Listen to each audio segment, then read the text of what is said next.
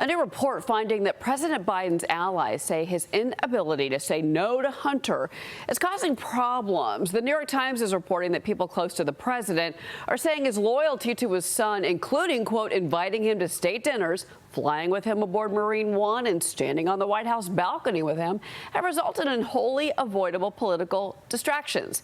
Report also says that Biden was stunned when Hunter's plea deal fell apart in July, and the president, quote, plunged into sadness and frustration. Since then, his tone in conversations about Hunter has been tinged with a resignation that was not there before. Joining me now is Wisconsin Congressman Scott Fitzgerald. He's a member of the Financial Services and Judiciary Committees. Congressman, great to see you this morning. And as you prepare to get back to work tomorrow, it is all about these investigations that do continue thanks to your colleague and one of the leadership, Congressman Comer. Yeah, it's we're very eager. Most of us that are on Judiciary Committee have been working with Congressman Jordan to kind of move through this process, and then also, Congressman Jordan, as a member of the Oversight Committee, has been kind of keeping us in the loop on that as well. Probably the biggest news this week is that Judiciary is also opening an investigation into Jack Smith. I mean, his ties to the Department of Justice are so close that many of us have been wondering for a couple months now, why was he ever put in that place to begin with? So it all kind of feeds into the narrative of oversight and judiciary are now right kind of at the brink of, I think, bringing even more information forward that'll convince not only members of Congress, but I think the public that, clearly what has been rumored in the past has actually been verified. Well, and I want to make sure that our viewers know Jack Weiss, who is now the special counsel appointed for the Hunter Biden investigation,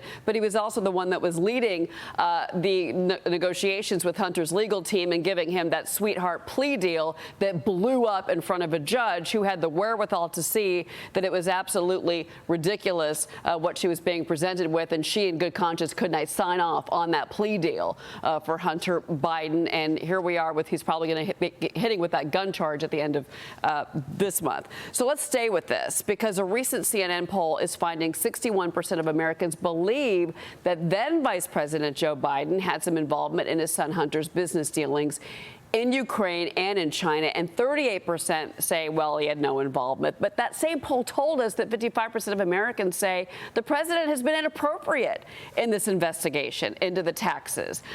Maybe, acting on behalf of his son, Congressman, your reaction?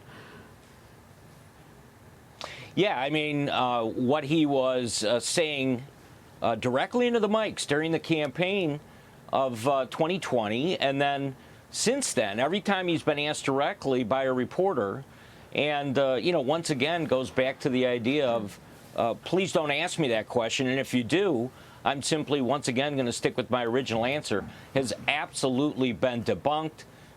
Both Congressman Comer and Congressman Jordan, I think, have unearthed enough evidence right now that everyone in Congress and those on the other side of the aisle are having a more and more difficult time defending the idea that Joe Biden and his entire family wasn't aware of what was going on. Right. Liz Peek is on set with me. She's got a question for you, sir. Good morning, Congressman. Yeah, I think your committee should feel very good about the fact that polling now shows that the American people are aware of what went on, and they basically do conclude that Joe Biden was involved. I do think also you should read that New York Times article as suggesting the same thing. The New York Times is basically saying, well, yes, this may have happened, but it was only because Joe Biden was so good to his son, and all these embarrassments are because he's so generous and loyal. In other words, turning a negative into a positive. I think that's also an indication that Democrats are really concerned about these allegations of corruption. These are hitting home. So I really don't have a question for you. I applaud what you're doing, and I think you need to stay the course, being careful and just following the money and following the evidence, because it is working. People are learning this story, even though all these news organizations like the New York Times absolutely have refused to report on this story. So congratulations. Yeah, and this is what Speaker McCarthy has been trying to kind of outline for us since February, which is, let's make sure that this isn't some type of political impeachment process.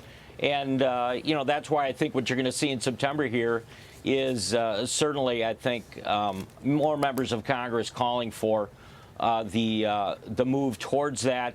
Let's give those members of the committees the tools they need to kind of dig a little bit deeper, and the inquiry process presents that. So I think we're on the right course. I think the Speaker's doing a good job with it, and I think we'll be there soon. I know we've got constituents and some people back home wringing their hands saying, why aren't you moving quicker? Why aren't you doing this faster?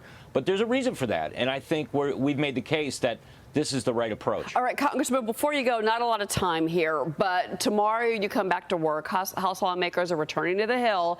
Obviously, a budget fight is happening, these investigations. What's your #1 priority tomorrow?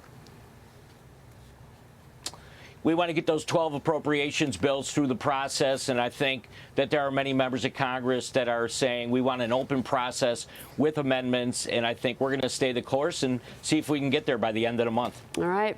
Back after summer. We'll see all of you tomorrow. And thank you for being here today, Congressman. We certainly appreciate it. Thanks, Cheryl. All right, Congressman Scott Fitzgerald.